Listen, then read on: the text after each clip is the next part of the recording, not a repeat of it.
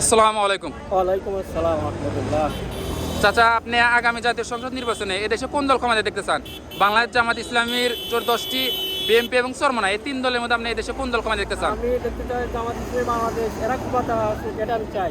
আপনি বলছেন যে জামাতের যে 10টি জোট আছে ওই 10টি জোটকে আপনি আগামী জাতীয় সংসদ নির্বাচনে এদেশে ক্ষমতায় দেখতে চান। হ্যাঁ, দেখতে চাই। কেন চাচ্ছেন তারা এই 10টি জোট কারণ ক্ষমতায় আসুক? এই দলের ভিতর কোনো চাঁদাবাজি নাই।